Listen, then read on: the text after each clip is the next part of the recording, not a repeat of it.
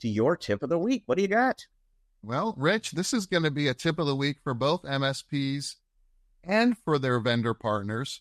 And I'm going to pull you into the tip of the week, Rich, because it's all about what we're going to be talking about next week at the CP Expo MSP Summit. And it's this idea that, vendors are from Mars and MSPs are from Venus, right? So traditionally what we've seen, back when I first started my journey in, flat rate IT services in the early 2000s, before I even knew there was an acronym, with 3 letters in it that equal MSP, we were challenged in building out our deliverables and our solution stack back in the early days, Rich, because there was no MSP friendly awareness with vendors.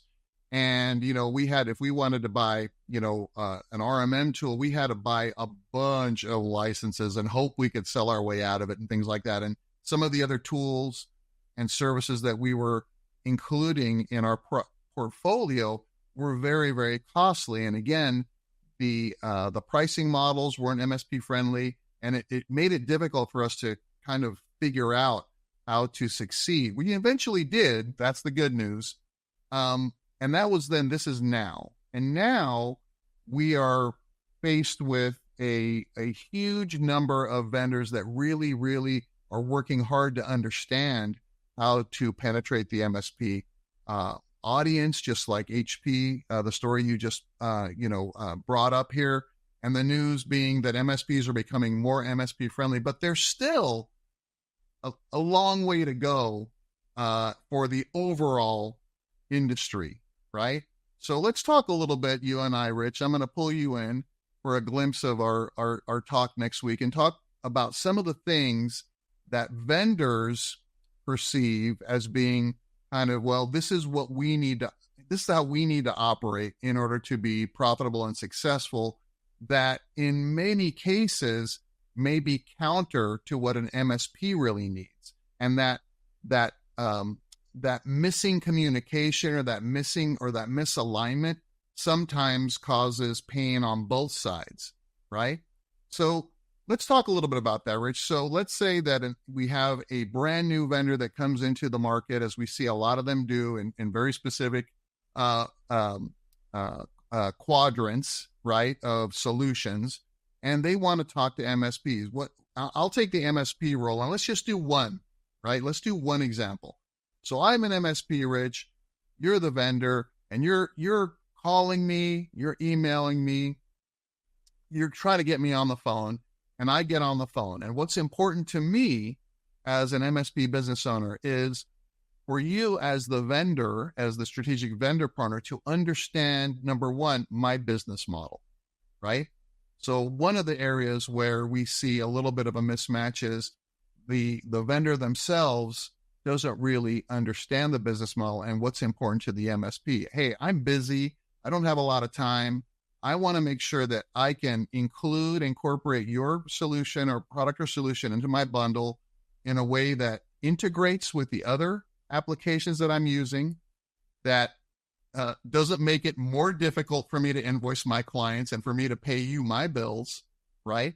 And I want some support from you. I want some MDF. I want some sales tools. I want, you to send me leads when I need them, right? So take the vendor's position, Rich, and let's talk about, where your business model as a vendor, I need to appreciate that as well. And how do we come together as a team to make things happen? Yeah, well, I think a lot of the disconnect in this case and the others that we talk about in this presentation, a lot of it tends to be on the vendor side. So from the vendor's point of view, I'm moving into the MSP market. I am recruiting MSP partners. Now, particular case, so sometimes we're talking about a startup, a newcomer to the industry, and MSPs are going to be the first kind of partner that this company is interested in recruiting. Sometimes we're talking about companies that they've been selling direct, they've been selling into enterprise, and now they've decided that they also want to have an MSP channel. And from their perspective, I've got this great solution, and I'm offering it to MSPs, and I've got a terrific product story to tell them, and they are not beating down the door to partner with me. And you actually have already kind of set up the disconnect that exists on the vendor side. So it is great that vendor has a terrific product, but having a terrific product isn't all that an MSP is looking for when they're trying to decide who they're going to partner with. I need, and some of this stuff is so elementary to people like ourselves, people in our audience who know the MSP landscape, but I've got to have integrations to the other tools that I'm using. The system has to be multi-tenant. Like the conversation will sometimes just end between that potential MSP partner recruit and the vendor when they discover it doesn't integrate with your RMM or PSA, and it's a single tenant system. Come back to me when that's different. I want margin opportunity. I want to be able to make money with this. Explain to me not just why this product is cool, but how it's going to enable me to make money. And then what are you going to do to help me service and support it and to sell it? You mentioned MDF. These things matter to MSPs and newcomers on the vendor side of the relationship who, like you were saying, don't really get the MSP business model yet, sometimes fail to appreciate.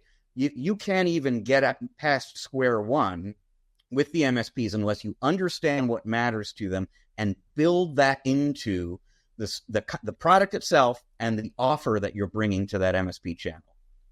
Yes, Rich, and you brought up a really salient point when you mentioned where that vendor may come from initially. Either they're brand new, maybe they're funded by equity or something like that, and they're penetrating the market, or maybe they are pivoting into the channel and they are really successful at selling direct, right, into the enterprise or to end customers, and now have to build the awareness of how to build an effective, thriving, indirect channel through MSPs and all of those things that you just mentioned that we've been talking about that are important to MSPs.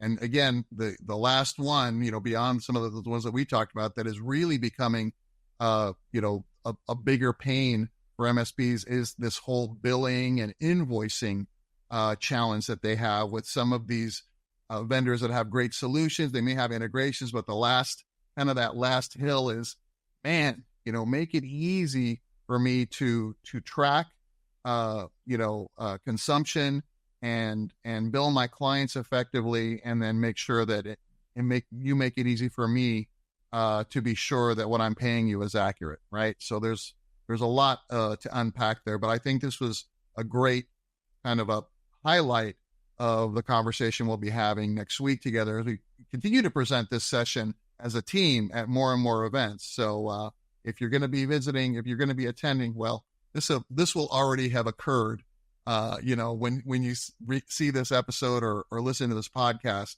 But if you did sit in on our session, we'd love to hear about it. So, comment below afterwards and give us your thoughts.